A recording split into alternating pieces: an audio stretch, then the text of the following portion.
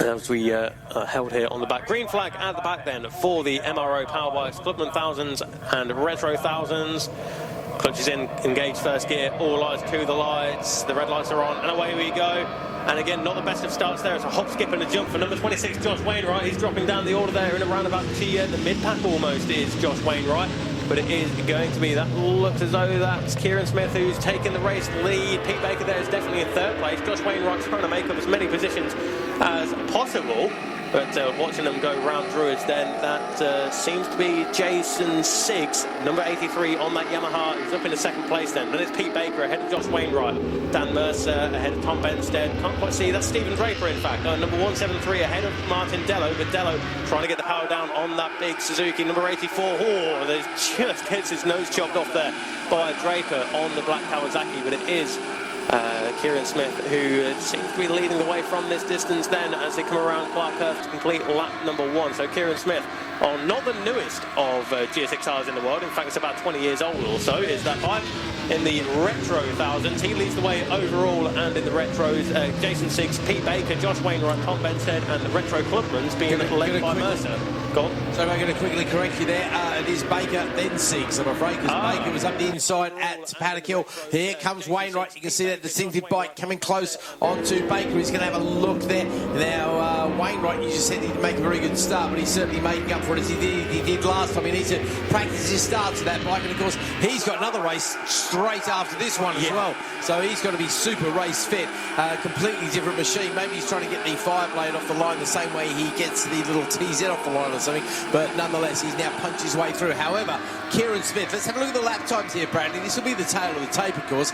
We've only 2 laps into the race. 48.655 for Smith and a 49.4. So that gives Smith an advantage of 2.5 seconds over Wainwright. Then we've got Baker, Siggs, Bemsee, Draper, Dello, Mercer, Creasy, Thomas, Kraviecki, Halliday, Weatherall, White, Wood, Donovan, Gates, Kilworth, Jay Kilworth, that is Vincer, Mantell. So not a lot to choose between them across the field, but look at Smith go. So Wainwright has definitely got a battle on his hands here in this one by the look of it, and that makes it nice to be able to say that in the Powerbikes, isn't it?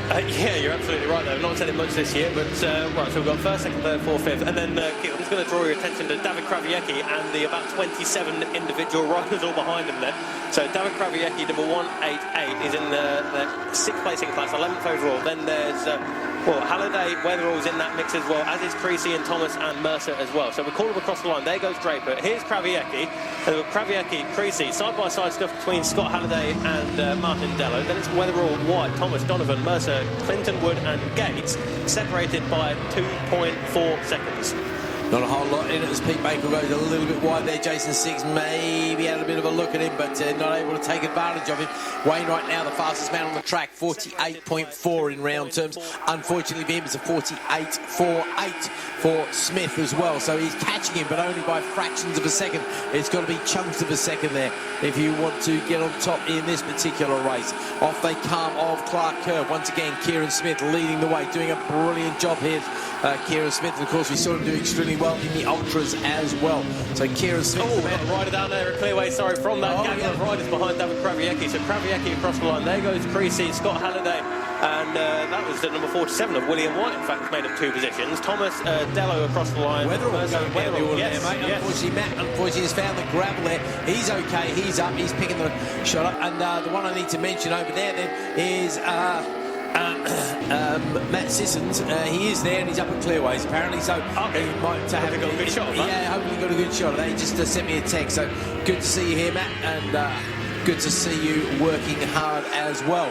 And hopefully you got that one for the camera, because you got some great shots over the checker flag images. And of course you got Born Photography as well, as Kieran Smith comes across the line once again. Yeah, Josh Wainwright that time around, he closed the gap by 0.2 of a second, but it still stands at 1 3/4 seconds between Kieran Smith and Josh Wainwright. But of course, Josh Wainwright is first in class. That's the important news then. That will be 25 points if he remains in that position. Pete Baker second in class, 4.2 seconds adrift now, and lapping about 1.2 seconds slower than Wainwright per lap. So Smith, Wainwright onto the Cooper Straight. Here comes Pete Baker and Jason Siggs, third and fourth on the circuit, round Grant Hill Bend and onto the Cooper Straight. Then it's Stephen Draper ahead of Tom Benstead, David Krawiecki and Scott Halliday having a good ride as well. The 188 and the 88. Then we've got the number 80 of Morgan Creasy. But it's relatively spread out compared to what it was earlier, and that's to say there is no longer 8 different bikes in that gap, but 4 now.